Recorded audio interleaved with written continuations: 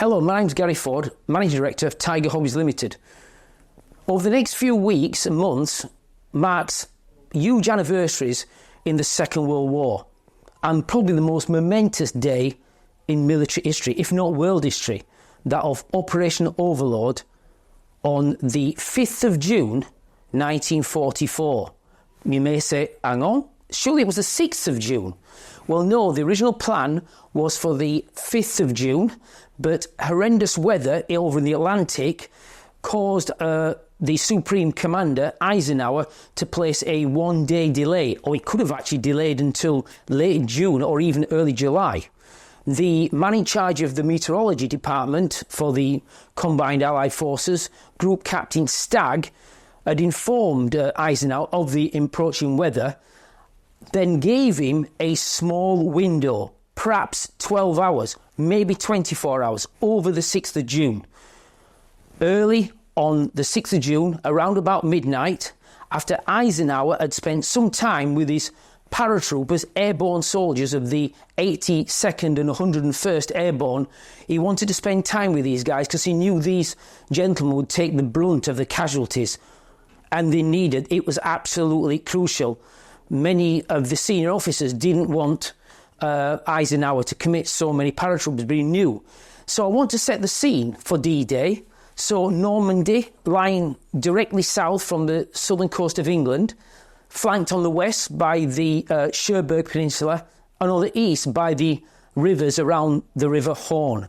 And then there will be 5 landing beaches. But to secure those, the east and west flanks had to be taken by the airborne forces. On the west flanks, around the town of St Mary-Église, would be the US Armed Airborne Forces, and around the Orne rivers and canals would be the British Airborne Forces. In the early hours of the 6th, a number of Horsa gliders flown by young pilots of the Glider Pilot Regiment, many using the rank of sergeant, managed to do what a senior Royal Air Force officer said at the time was the finest single piece of flying in all of the Second World War, when flying these huge gliders into not much more than 2 or 3 football fields and putting their noses through the wire of the Orne River Bridge, which was later known as the Pegasus Bridge. Then out of these gliders jumped the airborne infantry of the Ox and Bucks Light Infantry, led by Major John Howard, and within minutes they'd taken the German defences, and not much longer later took the old bridge. In fact, in the famous film The Longest Day, Major John Howard was played by the actor Richard Todd, who in the film, he was on the Pegasus Bridge that day, so he was played by another young actor. So Hollywood and reality coming together on that day. On the western side, the US paratroopers spread all over flooded areas, but somehow managed to get to their objectives.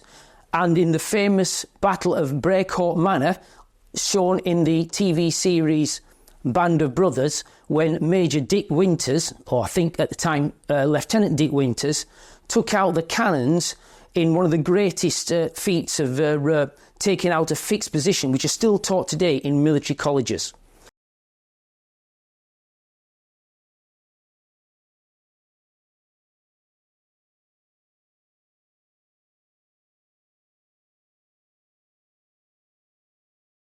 Hello, my name's Gary Ford, Managing Director of Tiger Hobbies Limited, UK hobby and import distributors in the UK hobby trade.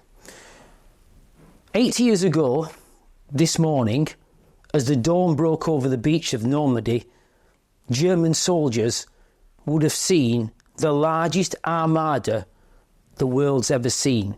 Approximately 10,000 ships, 4,000 being assault craft. So, all along the ports of south coast of Great Britain, all these ships and tank landing craft and tank landing ships and motor patrol boats and cruisers and battleships have been gathering, as well as the huge Mulberry Harbour system developed, as we couldn't capture actual port at the time and would have to be used later on to get more men and materials on board. They would all then meet centrally in a place called Piccadilly Circus and then move out to their beaches, relevant beaches. So the beaches were Gold Beach, a British main beach, Juno, for the Canadians, Sword Beach, again for the British Army, Utah Beach for the Americans, and Omaha Beach. If I got the last two in the wrong way, east to west, I do apologise. But it was a huge undertaking, planning for years. It was purely Allied industrial capacity that was going to make this happen. Here's a very simple figure. Down here we've got one of our German Tiger tanks, a King Tiger. They made 700 King Tigers. Just next to it is the M4 Sherman. The Arsenal of Democracy of the United States made 55,000 Shermans and thousands of other military vehicles to enable this great day to happen. The initial landings over a period of, the thing is, was to get the initial landing force onto the beach and form what is known as a beachhead, and that was done within 2 days. And the actual casualty rate, to say we landed close to, I think, 160,000 Allied soldiers literally on that first day, were quite mercifully small, around about 10,000 casualties, I think about 3,000 killed. The most famous one of these would be Omaha Beach, known as Bloody Omaha. Actually, the percentage of casualties on Omaha was not much different from the other beach. It's just that the initial assault force of American soldiers were actually hammered quite badly. Though the Germans didn't have a huge amount of forces behind Normandy, as the deception plan that had been running for about 2 years had moved most of their forces up towards the Pas de Calais. But the Germans had one of their best generals given to defending what would be a invasion. They knew it was coming, they just didn't know exactly where it was, and that was the famous Desert Fox Erwin Rommel, who knew that he wanted a mobile panzer reserve, tank regiments, so he could literally jump onto the Allies as soon as they landed and push them back into the sea. But Hitler liked to get his generals to fight amongst themselves and argue. As a result, Rommel didn't get what he wanted, but he did get the mobile reserves, and within days of the landing, the Germans had started to move their mobile reserves up to the landing areas. But by that time, the Allies had got a toehold in Europe. So we have got a wonderful selection here of all the vehicles and soldiers from Operation Overlord, D-Day, the 6th of June. So we've got the famous LCVP landing craft, standing for Landing Craft Vehicle Personnel. We've got the LCAs, landing craft assault, and you'll notice that we've got one with rockets firing grappling hooks. That was one of the famous incidents. That was Point de Hoc, where the US Army Rangers had to fire grappling hooks to the top of the cliffs, scramble up them cliffs to take out the guns that would draw fire at the beaches. As they got there, the guns had been mainly removed, but still it was an incredibly brave act.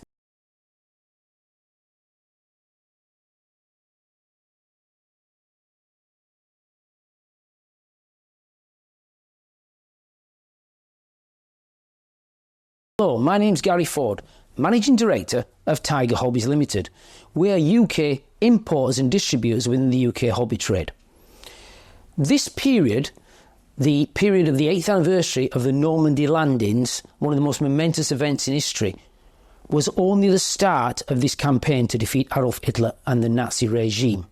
The initial beachheads had to be secured, then after that would be the real battle.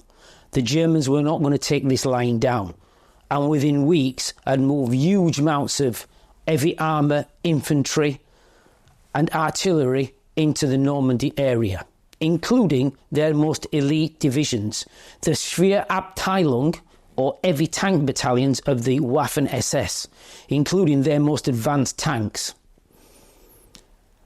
We needed to use vast amounts of men and material to be able to defeat the Germans in Normandy.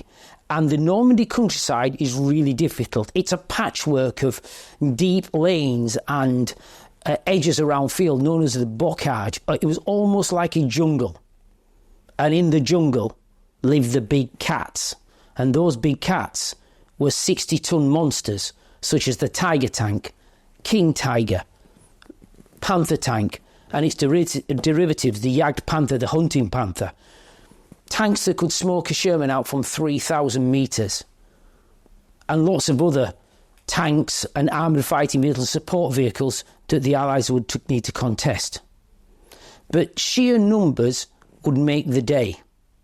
There were many famous incidents. One, Operation Goodwood, where the British tried to draw the German armour away from the Americans so they could break out around the south in what we call Operation Cobra. But this was a disaster for the British. We charged forward like the old cavalry, like the charge of the Light Brigade, 600 tanks, losing close to 400. Though many of these tanks will be repaired and back in service within 2 to 3 weeks. The other one was the incident at Villers-Bocage, where the most famous tank case of the war, one German Lieutenant Michael Wittmann of the Waffen-SS, would single-handedly destroy virtually a full armoured regiment. Now, a lot of it is German propaganda, but they did certainly destroy a lot of vehicles, around about 25 vehicles. Many of them are half-tracks and trucks, as well as probably 10 or 15 tanks. Eventually will be stopped by a Cromwell tank hiding in a side of a side street that managed to take one of his tracks off. But it was a massive learning curve for the British. After that, within days, we were getting our own back. And vehicles such as the Sherman Firefly we have here, which is probably the most famous British tank of the Second World War. It's an American tank, obviously, but with a British twist. What we've put on that tank is a massive 17-pounder gun capable of killing the biggest German tanks. And within days, these tanks were starting to kill the Germans. With the breakout of General Patton's Third Army out of the Operation Cobra, swinging round, and the British coming from the north, the Bocage and the Normandy battle will close in an horrendous defeat for the Germans called the Falaise Gap, where literally we destroyed everything they had, and only a few people and vehicles got away over the Seine. And within days, by the end of August, we were in Paris, and the start of the long drive into Germany. What we've got here from Tiger Hobbies is a selection of these many vehicles who fought in that Normandy campaign. Tigers, King Tigers, Shermans, Churchills, Cromwells can all be purchased at Tiger Hobbies at www.tigerhobbies.co.uk. And again, tag it with Overlord, and a lot of these vehicles will simply come up on our website. Once again, thank you very much.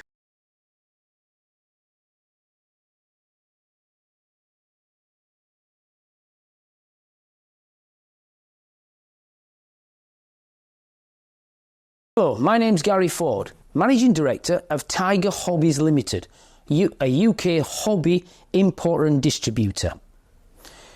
We've done a number of these small segments about Operation Overlord. We've covered the airborne element, we've covered the sea element, talking about the invasion force, we've covered the invasion beaches. We've also covered an area behind the beaches in what known as Bocage and the battle for Normandy. But none of this would have been possible without the number one rule for assaulting in every defended area. That's as true as it was then as it is now today. And that you need complete 100% mastery of the air.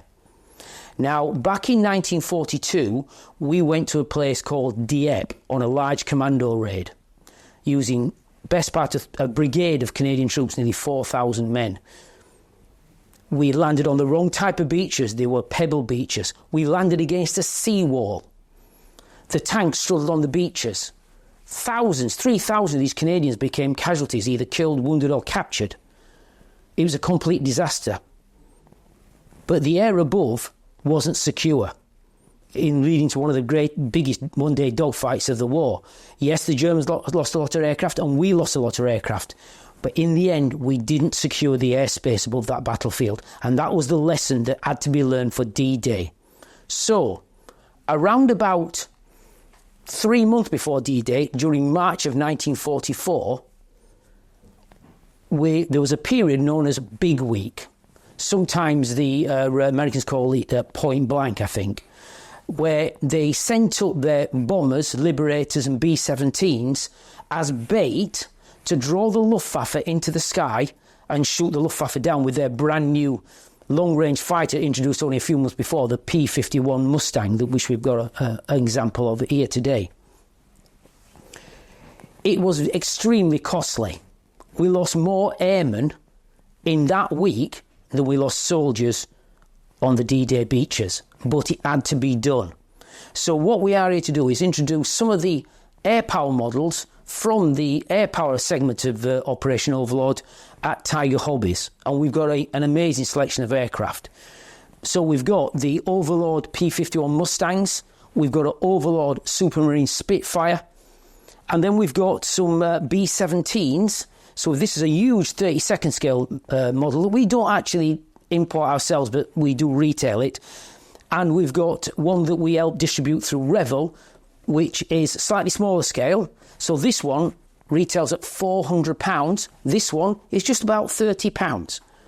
We've also got some really exciting news we want to share with you about a recent TV programme called Masters of the Air. Now, strangely, a lot of the model companies have ignored this TV programme and they've done nothing. And they're all now panicking, bringing out B-17s. But Edward, Hong Kong Models, Tiger Hobbies and Hannants, the other distributor of Edward, have known about this project for almost now 2 years, where we're bringing a actual B-17 F model in the markings of all the personalities from the show. So you'll have an aircraft either in the markings of Major Bucky Egan, Major Buck Cleven, Captain Crosby, Captain Rosenthal, and many other personalities, including all the aircraft names: Alice from Dallas, Rosie's Riveter, Piccadilly Lily. It will be an absolute collector's piece. Only 5,000 this model kit's going to be produced. To buy this model kit, you need to pre-order it at Tiger Hobbies, www.tigerhobbies.co.uk. Thank you very much.